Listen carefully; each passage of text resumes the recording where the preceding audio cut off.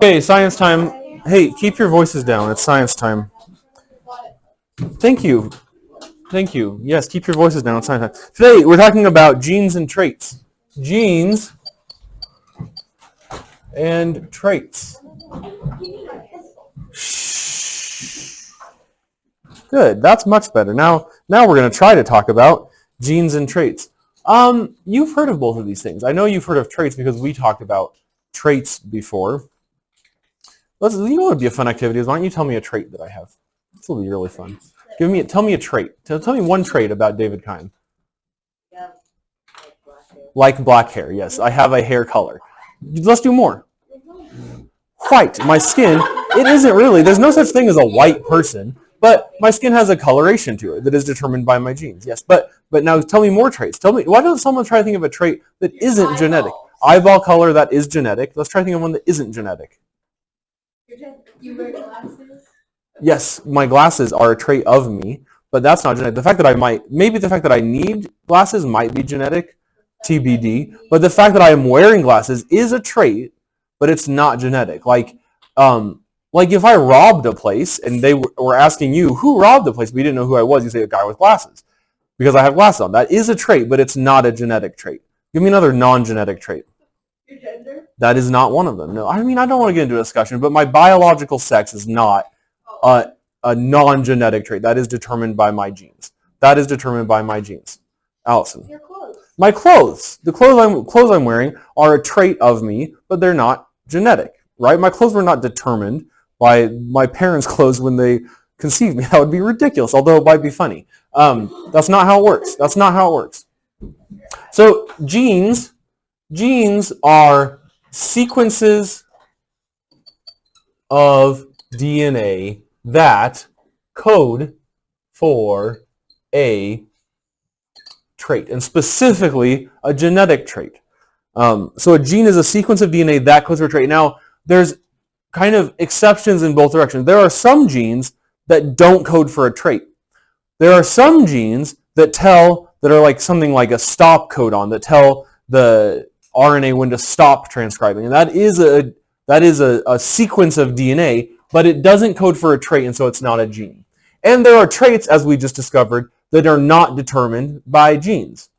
If you see a spider with 7 legs, almost certainly that is not a genetic trait. That's a trait that spider has. Who robbed the store? The 7-legged spider did. But it's not a genetic trait. It wasn't determined by genes. It got it we might say it's an environmental trait. That feature of its body came from the environment later on. So genes are sequences of DNA that code for a trait. And the coding for that causes it to be an allele. So an allele is a gene that could code for a trait. A gene that could code for a trait. These genes, this DNA, is transcribed. I want to make sure that I'm using the right word because there is transcription and translation. Mr. O would know, and this is something that I will let the record show. I have a college degree, and I did at one point know this, but I think transcribe is the right word. So I'm going to put transcribed under advisement, like maybe it actually means translate. Do your own research, as I'm always telling you anyway. But transcribed into protein. What's protein? Besides just how Cash gets the gains, what is protein? What's protein? I don't know. Because of, I guess, sexism, I think of that as a male trait to care about how much protein you eat, but maybe it isn't. So Chloe can get the gains. Chloe, I'm told, has the greatest bench press in the room, possibly including me.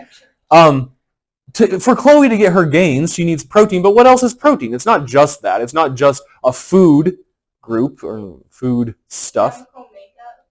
Of what? Of atoms? No. I don't know. No, not of atoms. Certainly not of that. Protein is made of atoms. It's transcribed by DNA. It is made of molecules. Protein is what makes up living things. That's as much as any of the macromolecules, proteins, lipids, nucleic acids, carbohydrates, as much as any of those could be said to be the organism itself, it's probably the protein. It's the building blocks.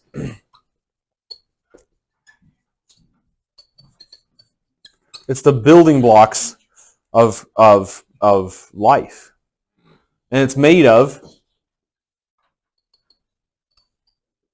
amino acids. So the way it works, and you would have, if you guys did the lab, which I specifically asked you not to do, that almost every other group has done in the past, what it does in that lab is you take a sequence of 3 genetic markers, which is called a codon, and I don't know their names. Maybe it'd be uracil and adenosine and guanosine, and those would code into a specific amino acid. This has a known answer, and I don't know what it is, so I'm just going to say lysine. But these 3 genes code for this amino acid. And then in sequence, we get more amino acids. And those fold together to form a protein right up there. So genes code for amino acids, and amino acids jumble up and fold into proteins, and proteins are what make the critter. Think of it this way. Genes are like the instructions for a Lego set. Amino acids are like the Lego pieces, and proteins are like the Lego set itself, the real thing. Is this a good analogy? Do you like this analogy, Justine? Yeah, I'm confused. I'm going to say the analogy again. That will help you not be confused. No, wait. What did you write to the middle one? Yeah, this is just nonsense. This is magic wizard stuff. The middle one, what did you write? This VAL, it doesn't matter. That makes no difference. These things are amino acids. This is what you actually need to know. Amino acids. Hey, when you get to biology in 10th grade, you will learn these. These are genes. These are amino acids. That's what you actually need to write. This can just be scribbles. In fact, I'm going to scribble it out because it's almost certainly right. It would be a miracle if it were right. Don't write it down. Don't write it down. That's wrong. Who cares about that? They were just examples, and they were made up examples. But basically, the genes of whatever genes they are. I'm writing false letters on purpose. I'm losing my mind in front of you, and then the amino acids are like the Lego bricks. And Lego bricks can be different from each other, can't they?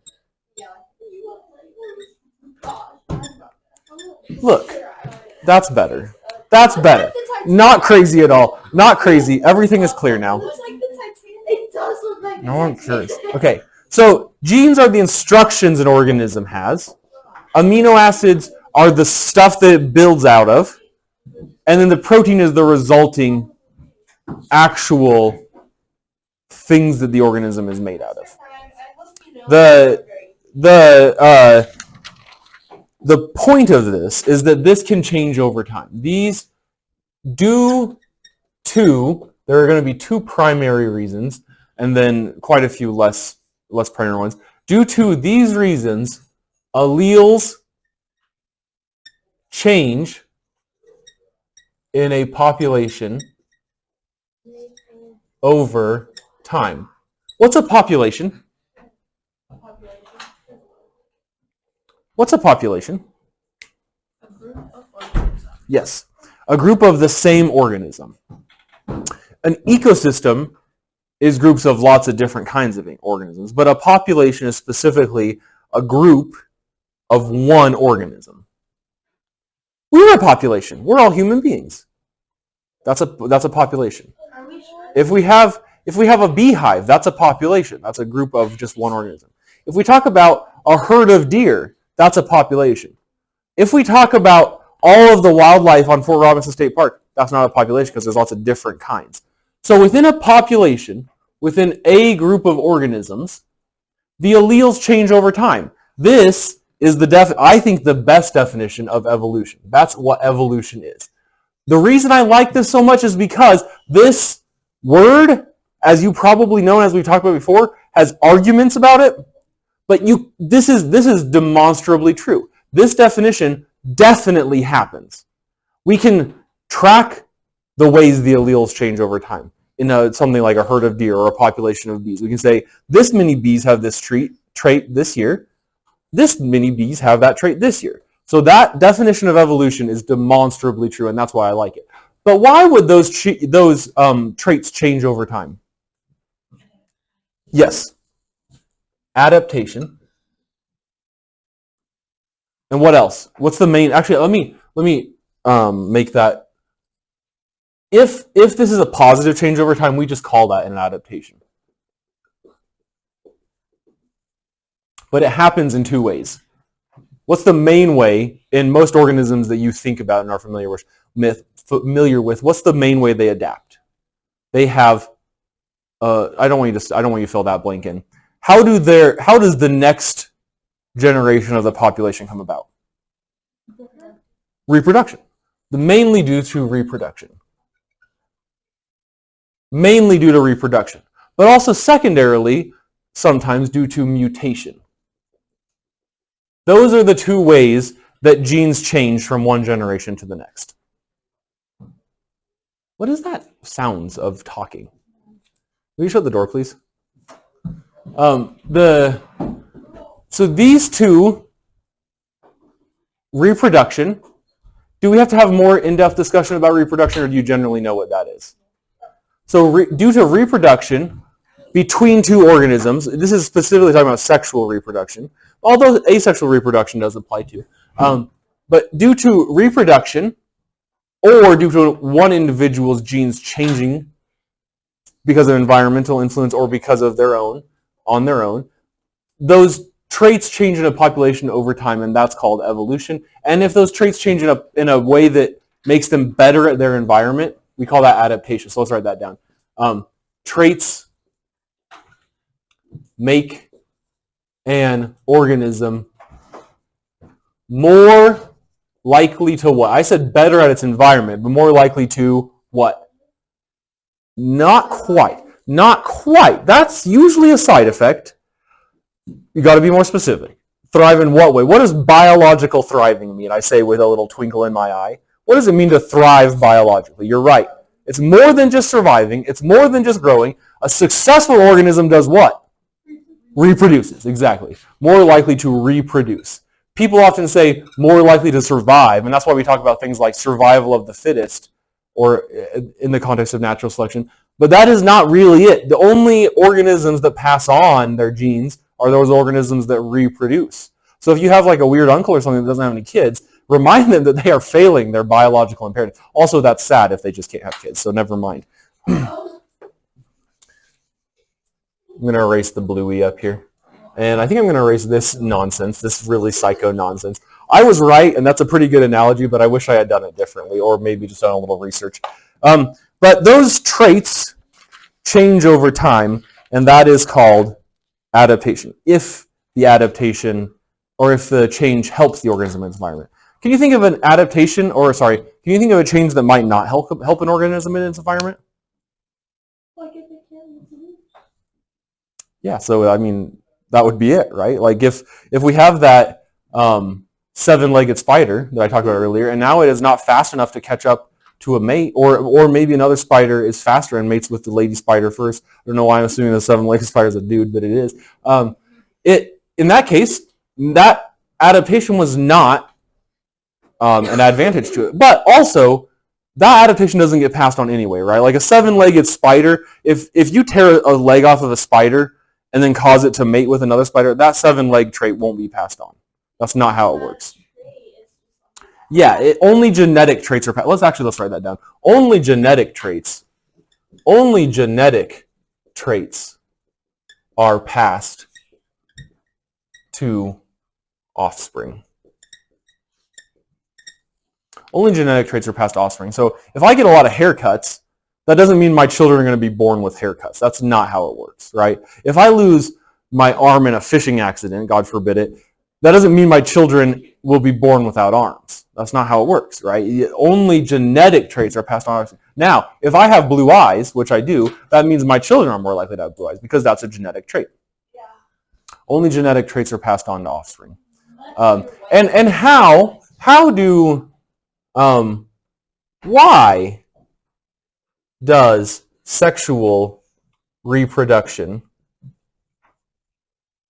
cause evolutionary, or we could also say, if you're allergic to that word, you could say biological change? Why? That's the big question. Why does sexual reproduction cause change? I want one good answer. Actually, I want a lot of dumb answers first. I'm sorry. I want a lot of nonsense answers first, and then I want a good one. No, tell me what. Tell me why. How good? Ada, so confident. You might even say full of herself. But why? In what way does sexual reproduction cause biological change?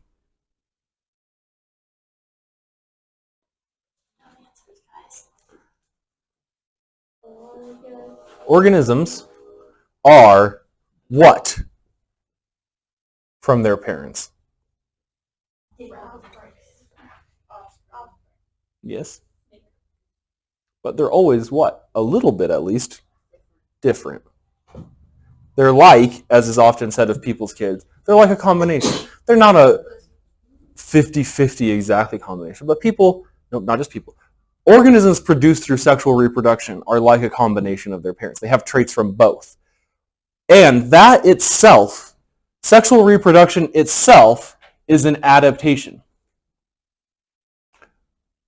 How do we know?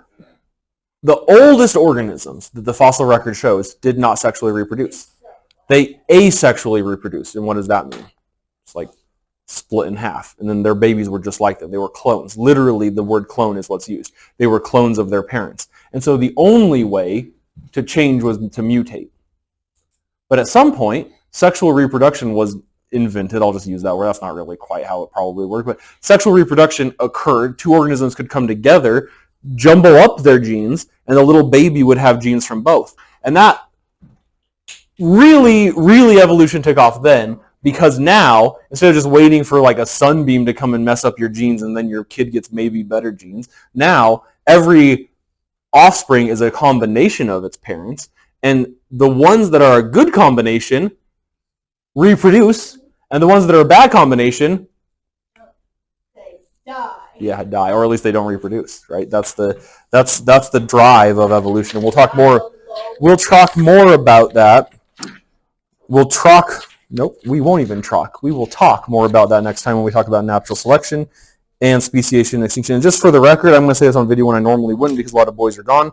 We're going to do the next lesson as Unit 2 and Unit 3 combined. So this one was just, sorry, I don't mean Unit 2, I mean Lesson 2 and Lesson 3.